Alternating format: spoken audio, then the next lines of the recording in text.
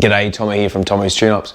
On this episode, we are talking about the spring compression tool available from Minisport. So it comes with a couple of different things, so let's have a look at what they are. First one is the main threaded rod section with an adjustable spindle up top.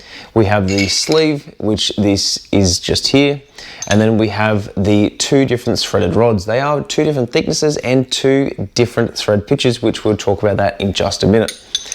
Yeah, essentially, you can see me demonstrate this on another video listed above on my channel. This is a necessity for anyone who wants to do any sort of suspension work at the front of the vehicle of a classic Mini or Moke, in which you need to compress the cones at the front to be able to get the upper control arm out, the trumpet, the ball joint, whatever it may be.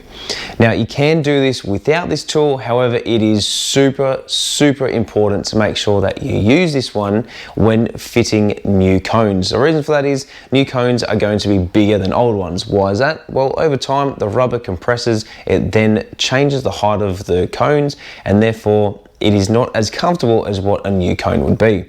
Now, people do say that the old ones are much better and you should keep them, but in my professional opinion, if you're after a genuine comfort spring, what I would recommend is going with the Evo cone, which you can see also on another episode of Minisport, in which we have discussed different cone setups and trumpets.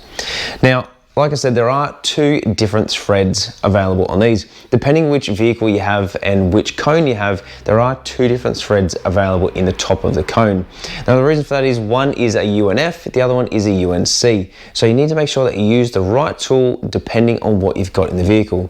If you're unsure, it's pretty easy to see down in the top of the tower as to where the cone sits, but also look at the new ones. Now, this tool isn't cheap and you may not use it all the time, but it has definitely gotten me out of many sticky situations, and I've even lended it to mates when they've needed to be able to do any sort of front suspension work.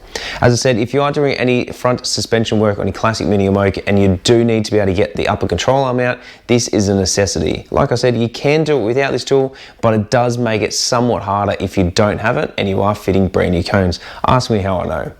So at the cost of which it is worthwhile investing, keeping it in the bottom drawer of your toolbox for those times that you need it. And quick little Tomo's tech tip here is, when you go to use this tool, it is my advice to remove the bonnet. The reason for that is it just makes it a little bit easier spinning these around. You're not going to have to sit there for 25 minutes adjusting it a quarter of a turn at a time and take so much longer to be able to do the job in which you're trying to do.